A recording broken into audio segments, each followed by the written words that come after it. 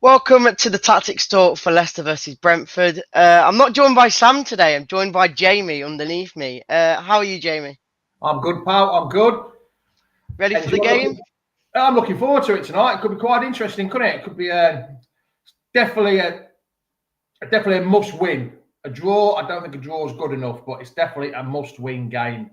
Definitely got to need them 3 points. Yes, definitely. What's your take on this game? Obviously, I know you say it was a must-win, but like there's certain players that people are mentioning about their team, like Mbeumo, Wissa. But then you've got players like on our side with JJ apparently being out now for a couple of weeks. It means that someone like Woyo Koulibaly could make his full debut. And then you've obviously got a few other players like in the back line. You have got a few players that probably deserve a spot. Someone like a Coley has been in the last couple of games, but should he be back in today? I actually think Cody makes the back line. I know we've lost 2 on the bounce. We've lost a lot on the bounce, but I know we've lost the last 2. But I think we're actually looking a little bit stronger at that back. A little bit of pace. I know Vestergaard, he's great on the ball and he's got a decent left foot and can put some decent through balls through. But I'm not sure centre halves should be doing that nowadays. Centre halves should be heading it and kicking it away. That's what centre halves should be doing at the minute. Not this fancy tippy-tappy, 1,000 passes between. Head it, kick it away. I know that sounds old school, but we need to go back to basics and we need centre halves that can do the old-fashioned dirty stuff of heading it and kicking it away, in my opinion. Yeah, I get you, mate. Greyhead says, "Afternoon, guys. What a pickle to choose from. It is a bit of a pickle, isn't it?" And then he also says here, "Where you give him a chance." We will get into the teams then, Jamie. We'll start with you. I will mention in goal that I still feel a bit annoyed that we've just shoved out Stolisic how he did because he was doing very well. I think there was only one big mistake he made out the whole time he was playing in. That was against Man City. But other than that, I feel like maybe it's a bit of a shame that he did just get dropped because the number one keeper was back for us. I must admit, yes, I agree with you. I totally agree with you. He's the number one keeper and he should be in, but he has looked very ring rusty. He's looked a bit rusty. His distribution hasn't been brilliant. And he hasn't really had any shots to stop, any major saves to stop, has he? He hasn't really been like he was before. There was the one against Man U where I personally blame him. I know it was offside, but I think he should have come for it. And I think Jacob would have come for it and punched the ball and taken the man as well. And then would have got a free kick from that because very rarely you see a keeper giving a free kick against a keeper for taking the man out when he's claiming the ball. But yeah, he's number one keeper. Yeah, Jacob would have known that, yeah, once he gets fit, he should be back in. But yeah, he has looked a bit ring rusty. So yeah, disappointed that Jacob's been dropped, but Hermansen's the number one. So it's a bit of a catch-22, really, pal. Yeah, and I'm guessing you are picking Hermansen for tonight's game. Yeah.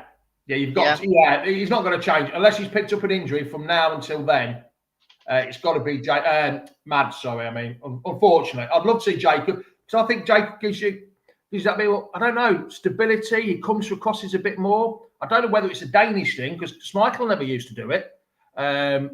Coming out for crosses, he seems to stay on the line a little bit more. Jacob used to come out, he used to punch the ball, take the man, do what keepers do, stop goals. And that's what Jacob was trying to do. And I think he was very unlucky, but when your number one's fit, you have to go for your number one, I think, unfortunately. Yeah, I agree, and that's why I will be putting him in as well. I think the one thing I will say on Stolisic is more the fact of if the case is we got relegated or even stayed up this season and Mads Hermansen did leave, Stolisic for me would be a perfect backup / starter going into whichever league we're in. And I don't think many teams will be looking at him thinking he's too good for us. Like he's that kind of second brilliant backup for us. I think if we go down, not when, because it's still possible. If still a big if, not a when, that Jacob would be good enough for the Championship as the number one keeper, because Mads won't want to be in the Championship. Well, I don't think he would want to. He had a year in the Championship last year. Mm. Once he gets a bit of a taste of the Premiership, a lot want to stay in the Premiership. But would he be a number one keeper in one of the top 6 clubs? Maybe not. Would he want to sit on the bench? ruin his chances. He might stay at Leicester because at least he's playing regular football. But if he does go, I think Jacob would make a fine number one in the Champions. He showed last year, didn't he? The games he came in, he showed last year. He was a good backup to Mads when he was injured last year. Yeah, I don't see him letting us down in the Championship. Different kettle of fish in the Championship. Yeah, definitely. We'll move into the back line then, Jamie. Obviously, we did mention before we went live that you had a few different choices in there that, no, not different, but you had a choice of who you wanted in there. So tell me who your left and right wing backs or right backs. Well, no, I'll be going for a back four. The normal. I can't see him change it. I'd love to see him changing it, and I'll be so surprised if he does change it. But he's going to stick to a back four. He's not going to go wing backs. I'll be very surprised if he does. But no, I'm going to go for my full backs would be Christiansen on the left. I don't think, even though Luke Thomas hasn't let us down, I think like Hermansen, he's the number one spot. He's got the number one spot for the keeper, and Victor Christensen is the number one left back for us at the minute. So if your number one left back is fit, he plays. If he doesn't play, it's only because it's injury. I can't see Thomas playing. And the fullback, there's only one choice in there, like you said in the build-up. It's got to be Koulibaly, hasn't it? It has to be. There's no other person that could fill that role, because it's great to see Ricky P back, but he won't be back for a couple of weeks. He needs to get up to speed, get some training, get a bit of intensity in his bones, in his legs and that. So, yeah, and JJ's more than likely out. He said he was going to miss this game. He had protective boots on last week when he came on, when he sat back on the bed. Hold on a minute. So, yeah, it's going to be Koulibaly for me. It has to be. There's no other. I mean, with getting rid of Hamza, you can't even play Hamza there, where Hamza filled in a few times last year at centre-half and at full-back. So it's got to be Koulibaly for me. Yeah, one thing I'll mention on Koulibaly before I get into my team is the fact that I think he's not had much chance in the team other than like the last like 20 minutes of each game. But against Arsenal, he came on with about 6 minutes to go, and I think he did. The first half. Yes, yeah, from about the 40th minute, he came on for the rest of the game, and I honestly did feel like we were missing in the team of the fact of he was tackling the one-on-ones, he was getting the ball back, and he was progressing that ball forward with his pace. I think that's the key thing that we maybe, I wouldn't say lacked, because JJ has got pace, but I think he's got both sides of the defensive and attacking side that we might need more than what we kind of know we've got in JJ.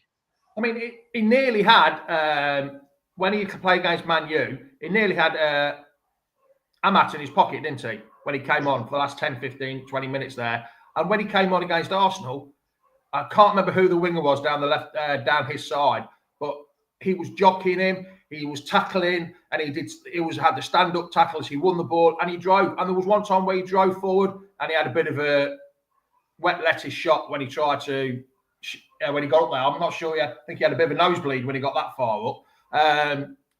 But yeah, I like what I'm seeing. I know it's only he's only played probably an hour's football, first team football for us, maybe a tad longer, but I like what I see. I do like what I see. Yeah, I agree. I'll move into my team, and I think I'm going to go for the same as you. With the limited choice we've got, I think it will get to the point now where we are going to see a bit more same teams than we have before. But Woyo Koulibaly, for me, I've been waiting for him to see him in that starting spot for a while since he's been in now. But I think we could say as well, last thing on Woyo is maybe it has been better to see him implemented into the team a bit slower than just shove him in.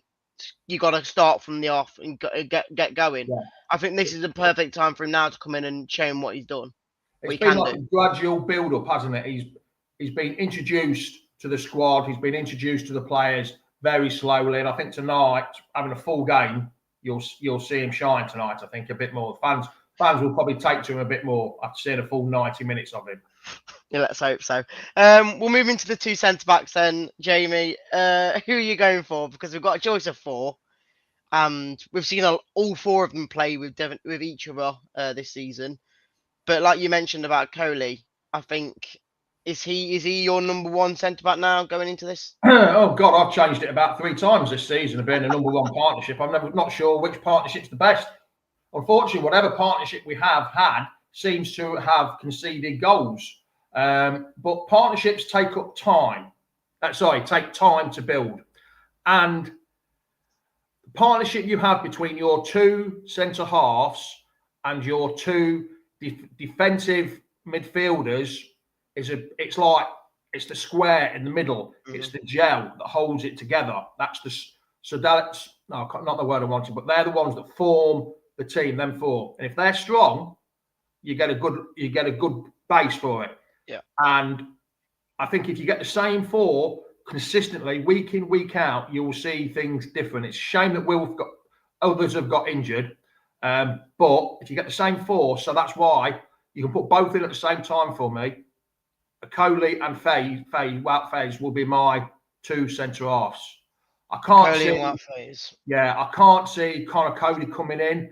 Vestergaard, like I said to you earlier, great at passing out, but he lacks in pace. So when Faze does his old wandering trick, his old Franz Beckenbauer, and starts taking the ball up, Vestergaard was too slow to coming back. At least Coley stays home and he's got the pace to do it. So, yeah, I think that that's why I like it, where Coley can do a lot of the covering work when Faze goes on his old Franz Beckenbauer wandering trips up the park.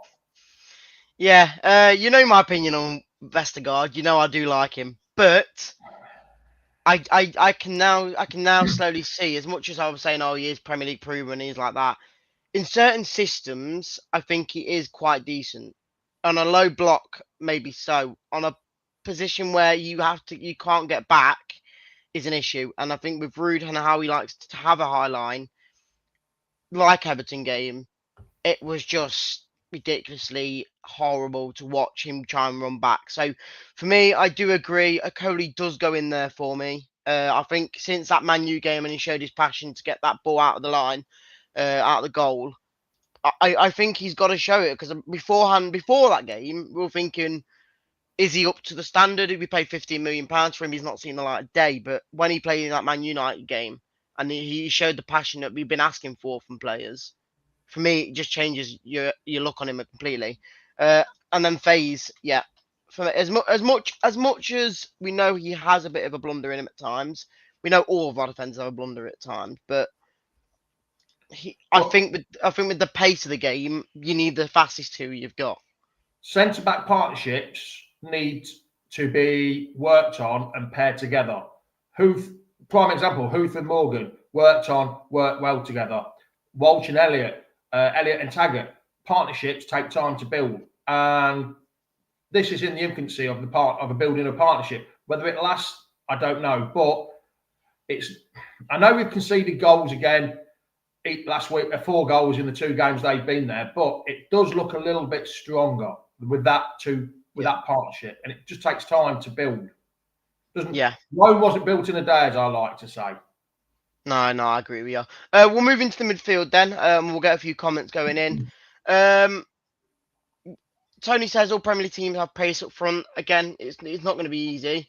Tony also says the Vestergaard ain't got it at this level. I probably agree with you now. Brian here says both of you picked Christensen lap pace last time out. I think people are blaming him for that second goal versus Arsenal. I don't think he had a bad game, to be honest. No, go on. Yeah, I was going to say, I don't think he had a bad game against Man U. Yes, but they're all prone to mistakes. It's just mistakes. We're making mistakes.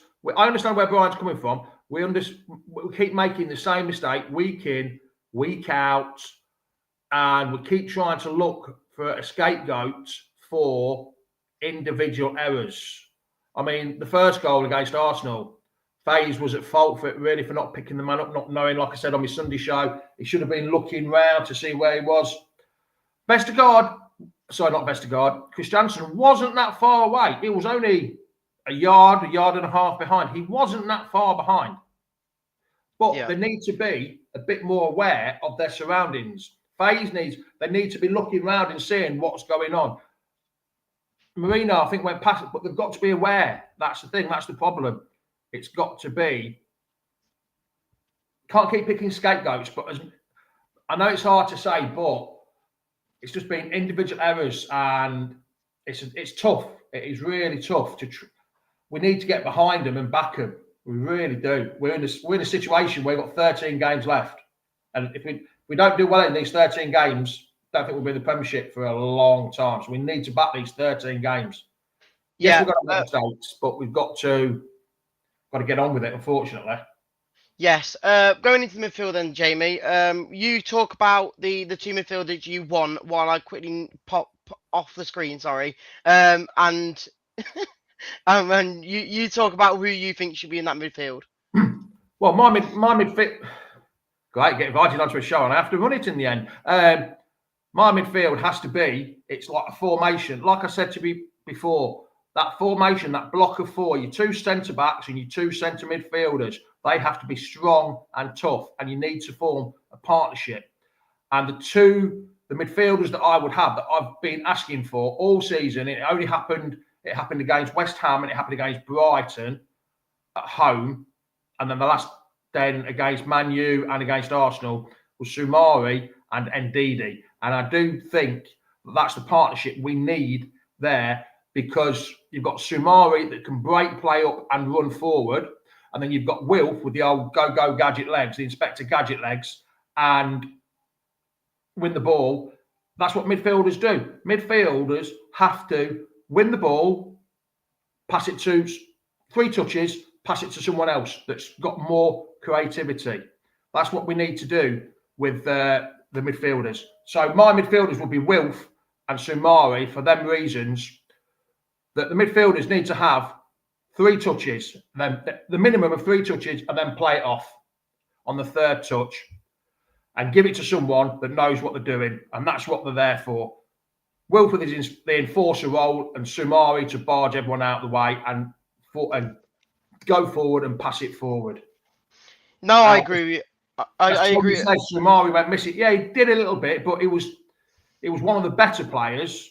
But he was missing a little bit. But there was a few little barnstorming runs from him again, but just didn't come to anything. That's the unfortunate thing. Yeah, I think now we've got Ndidi back, I think it's a massive.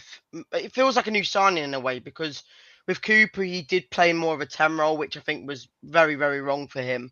But now we've got someone like Soumare, who we never thought we had in a way. Like I still was like backing him in a way. I think he's got a good play, but I don't think he's going to be good in the Leicester shirt because I don't know how we play. But since Cooper brought him in against Ipswich, and then we continued with him going forward throughout the season, for me, them two together, we've seen it. When Ruud came in against the West Ham when they played together, we got a win.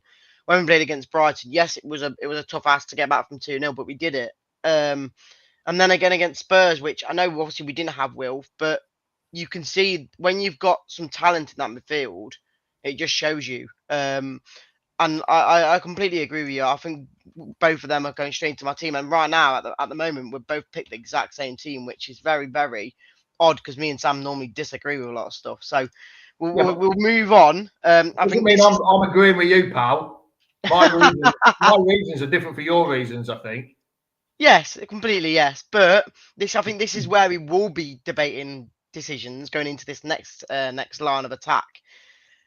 So, Jamie, what are your thoughts on this? Because we've seen a lot of players now in the wing spots. We've seen Bilal on the wing. We've seen. Oh, so you want to do we're going for the wide players, yeah? We will, because we've seen a lot of different players. We've seen Bilal there on the left when we played against West Ham. We've seen Buonanotte on the right.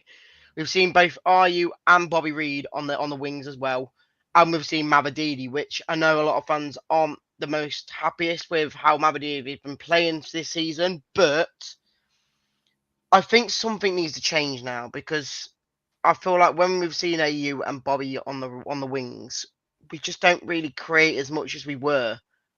So what's your take on these wingers? What would your opposed players be in that role today, going into the game tonight? I can understand why he's playing Ayew. I can.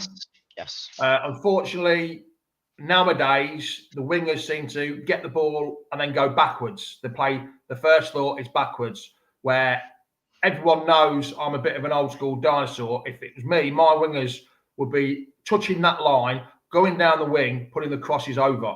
and hitting that byline, playing wide. Nowadays, they have to play more of a slightly defensive role and not attack as much, only when they get into spaces. Ayew's done it a few times when he's been in space. That he's found space, he's gone through, he's driven through. I think even the goal, there was an attempt. Goalkeeper Reed nearly scored, didn't he? Through an Ayew. And it's happened a couple of times as well where Ayew's gone through, but only when there's space. But if it was me, my wingers would be touching that line and going, same as Bobby Reed, touching that line and going down the wing. That's why there must be a few Ayew and Reed fans out here, but I'm going to upset them now because neither of them will be playing in my team. No, I agree with you, but who are you going for? Mabadivi will be in front of Christiansen. Yeah. You didn't expect that one to come from me, did you? I've been very critical on him of late, but seeing the likes of Bobby Reed and Ayew and how little they do creative wise, I think we've got to commit with someone like that. So I agree with what you're saying there.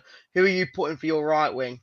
Now this is where I am unsure who to put in which position. Now you might realise who's going to be in my number 10 and who's going to be my other winger.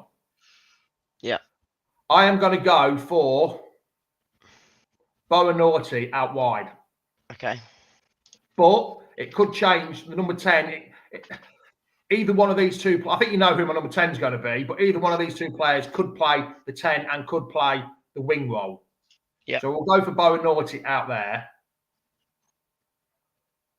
Go on, you go for your cam while I'm going to be Elkanous. Okay. But he could also be, them two could also swap around. Because I think we've seen them in both roles, haven't we, this year, I think? Yeah. So them two could swap, but that's where I think my formation would be to start off with. But I do think that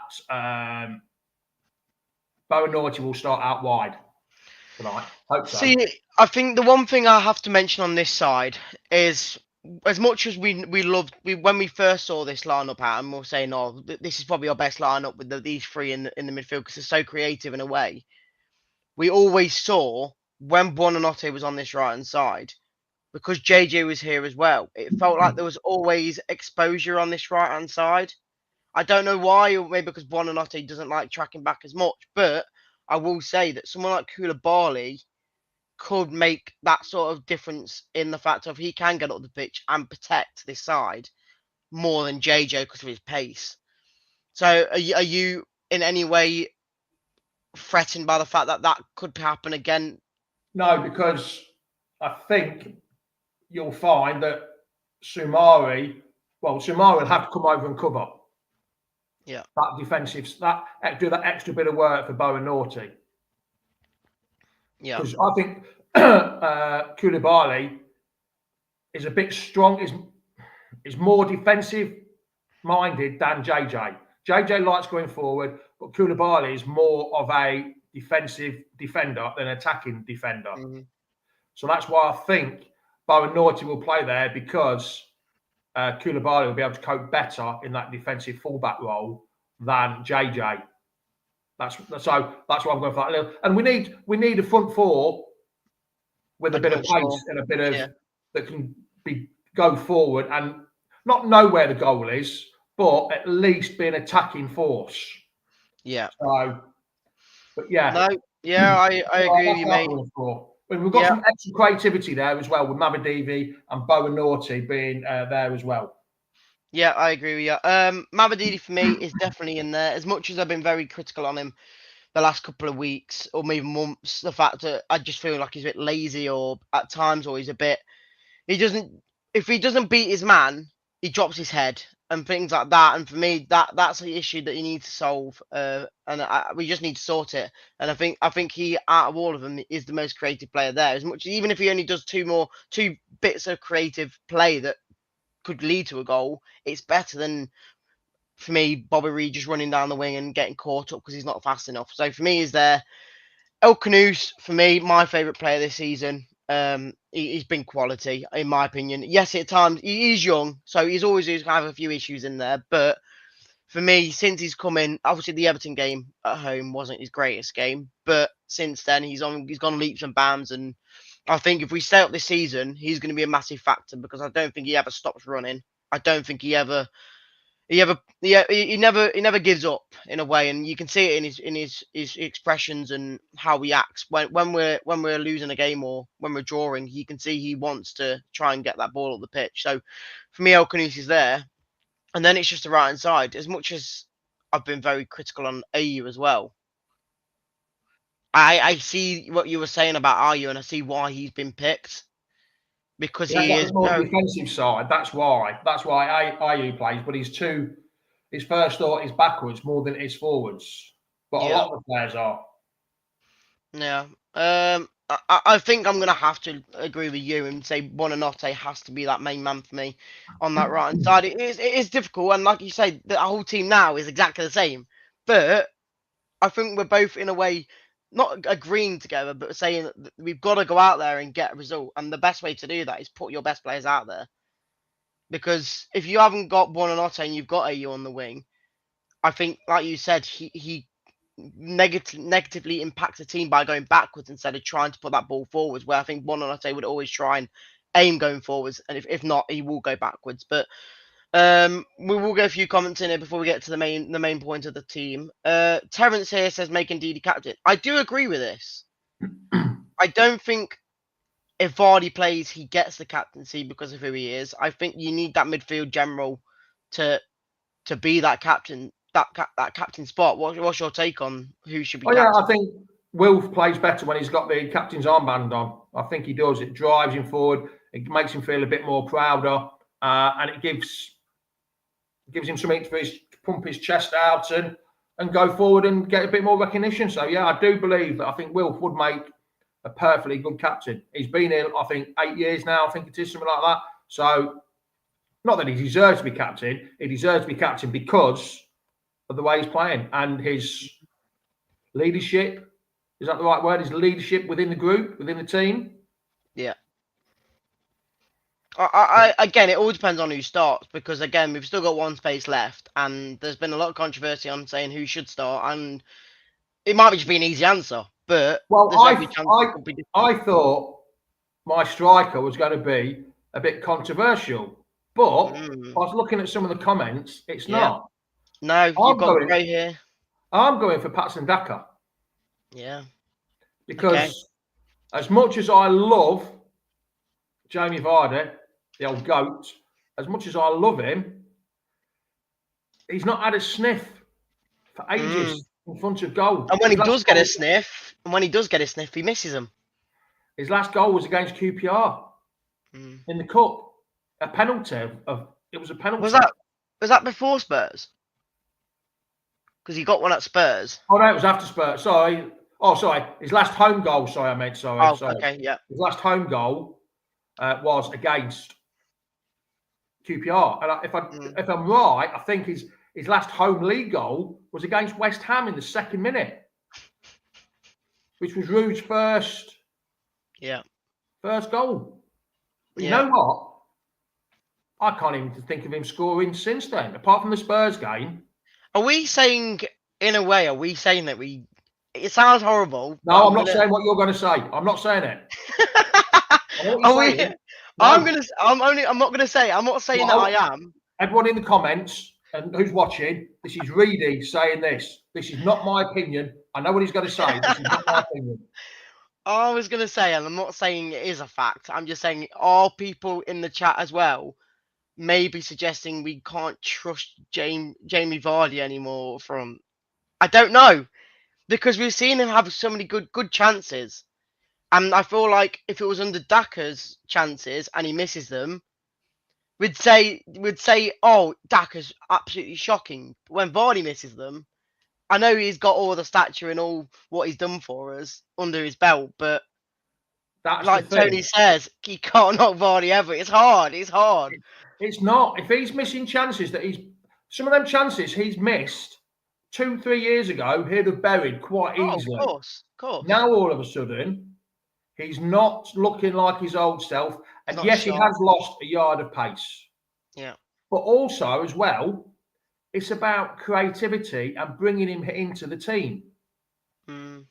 We haven't had the creativity in that final third, which we've been lacking, not just this year, not just last year, but the year before when we went down.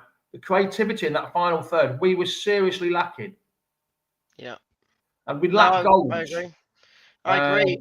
I think Stu's comment here for me really shows, and as much as I don't want Vardy to leave, or if he does run out of contract again this season, maybe come into the like backroom staff of some sort, or even player manager or something like that. In a way, is Tony says, oh, not Tony. Stu says here we have to move on from Vardy. Yeah. I think it's got to be at some point, because we brought in Daka when we first brought him in to be that replacement for Vardy with his pace and how he plays. It's hard. And Jordan says here Vardy is Mr. Leicester, but I'm going to agree with you. Daka starts for me tonight. And if we are in a position where we can try and get a sneaky win, or we are leading 1 or 2-0 tonight, you bring Vardy on and win the game with him, because he knows what he needs to do to stay in the game. So for me, Daka starts. And as much as people, like you said, we might have been controversial with it, a lot of people are saying Daka should start tonight. I know it is. When I was thinking about the team this morning, when you said, "Oh, can you come and do it with me?" And I was thinking, I'd think about this. And I thought, shall I say it or not? Shall I just go with the safe option? I thought, no, I'll go with the controversial option. But it doesn't actually look like it is a controversial offer. But the problem is, we're not making the chances. We have stopped conceding chances, but we're now not making the chances. That is the problem. Yeah, I get you. Well, Jamie, for the first time, and I don't know how long, I think we've chosen the exact same team. Yeah, we have chosen exactly the same team. That is very surprising from us. To be honest, Reedy, I don't think it was hard, because we need a little bit more attacking flair. So that counts out Ayew and Decordova-Reid. So you have to bring in Bowen Naughty and Mavadivi for the extra pace down the wings. Get to because you have to remember, when Ruud was at PS, I know it was only PSV in the Dutch league, but he played with wingers, and he got his wingers going down that Gakpo and the one at Chelsea, the number 23, Nduku or whatever it is. Nduku, the number 23 at Chelsea now. He had them both at PSV, and he got them going down the line and putting crosses over. Yeah. But we don't see that now. We don't see that. I remember going on the Radio Leicester podcast and saying that about Ruud's first interview. He said he liked his teams to play down the lines, get them crosses in. But he seems to be going a bit more defensive now with having Decordova-Reid and Ayew there. I think with how we've been conceding goals, I think he kind of maybe had the plan of saying you can stick it like we did at Arsenal. I wasn't the most pleased with the starting 11, but you got to the 80th minute 0-0. You had a plan in place to try and go for it. The moment you change it up, it goes down again. So on the 60th, 70th minute, we were still in the game. Oh, I wonder who reminds me of how we used to play at the start of the season. Oh yeah, try and stay in the game for the 60th, 70th minute. Oh, let me have a think. Oh yeah. So we're trying to keep in the game. So we're still playing the same way as what we were playing 3-4 months ago. Yeah. Trying to keep in the game. Last comment of the day then, before we do move on to the advertising side of it. Tony says here, but it's the best starting 11 at home. I agree with him. I do agree with him. But Jamie, before we do go, I will bring up the advertisement for your show on Sunday. Oh, blimey. Yeah. The famous Foxes Aftermath show. Wow. Yeah. Sunday morning, 9:30. The original Leicester City Sunday morning show. The famous, I keep forgetting that bit, the famous Foxes Aftermath show. Be there. I know the game's a day earlier, but still going to be a good show. Still will be a good show to come and watch. Hopefully, after a win. Yeah, but still come and watch. Still come and watch it, even if we win. Because the problem is, when Leicester win, the viewing figures go down a little bit because there's not a lot to talk about. When we lose, they go sky high, they rocket through. So there's still lots to talk about. There's still an awful lot to talk about. So yeah, come and join me 9:30 Sunday morning with the original Leicester City Sunday morning football show. Come on, you foxes. Jamie, I appreciate you coming on, and I will bring one more comment up before we do finish, and that is the famous Foxes Aftermath show this Sunday to discuss another loss. Mike, it's like a broken record week in, week out. Positive performance, but no positive result. So just on a broken record. I've just forgot. Score prediction. Score prediction. A win. I'm going for a win. Don't care. It's a win. I'm not having a score prediction. We're winning. We're winning. That's all that matters. We're winning. Let's just take a win, no matter how it is. Yeah, you make sure you get a couple. I'll be there. Yeah, make sure you get a couple. No, I'm not going for Desmond. Oh, no, not Desmond. We need more than a point. Need more than a point, Gray. We do. But yeah, I'm just going for a win, pal. I'm not giving you a score, but I just want to win. Okay, I'll do the same. 1-0 win off someone's backside in the 90th minute. There you That's go. all that bothers me. There you go. We've agreed with everything in the team, so I'll agree with you as well. Just the win. I'm not going to give you a scoreline either. Appreciate you coming on, Jamie, and we'll catch you on Sunday morning. All right. See you in a bit, guys. Appreciate all your comments. See you in a bit.